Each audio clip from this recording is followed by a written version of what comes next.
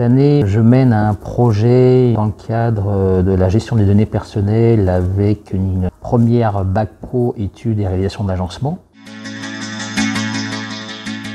L'idée est venue de la plancha 2019. Donc j'avais rédigé une fiche d'autorisation de collecte et d'utilisation des données personnelles pour les intervenants qui sont des institutionnels du rectorat du monde politique, mais également du bassin économique et tous ceux qui interviennent dans nos métiers. Et un prof a dit aux élèves à un moment laissez tomber tout ça, ça ne sert à rien.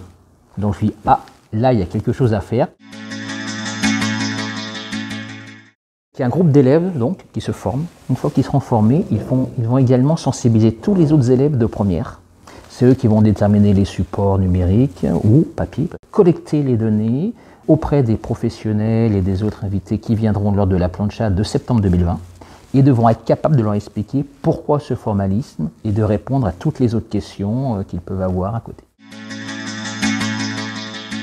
Au début, ils ont eu peur. Quand je leur dis vous allez apprendre aux autres, et vous allez devoir expliquer des choses à des adultes. La première réaction, c'est de dire « je n'y arriverai pas ». Je leur dis pourquoi ? Parce que plus tard, vous allez travailler, vous aurez des gens sous vos ordres, à plus ou moins mauvaise expérience, qui seront plus âgés que vous. L'apprentissage se fait assez facilement, puisque c'est assez ludique, c'est à partir de vidéos essentiellement.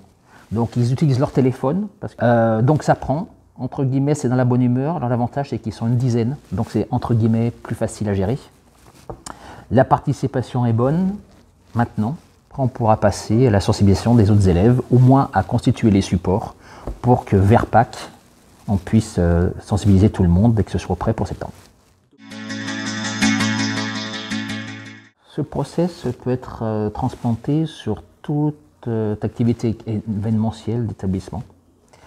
Il permet surtout aux élèves de travailler toutes les compétences transversales, qui sont initiative, autonomie, prise de risque, et participation, et gestion dans le temps, chose qui est difficile avec nos élèves. Le RGPD et les données personnelles, c'est très lié au contrat. Et justement, la question qu'ils me posent tous, c'est « mais monsieur, les cookies, on n'a pas le choix, il faut les accepter sur beaucoup de sites ».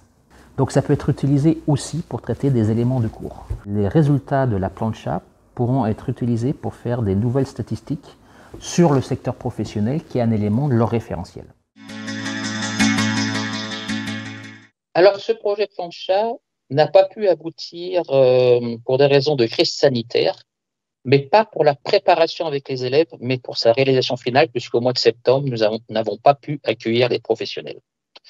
Cependant, l'an dernier, on a pu le mettre en préparation grâce à Teams, tout en travaillant à distance, ce qui a permis aux élèves de travailler comme des émissions de télé, et certains se sont révélés comme de vrais animateurs de débat et comme de vrais leaders charismatiques pour animer leur équipe.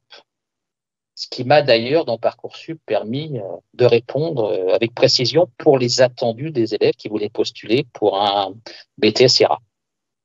Avec du recul, ils pensent tous que c'était une bonne chose, mais ont reconnu qu'au début, ils avaient un peu de mal à comprendre en quoi ça va leur servir.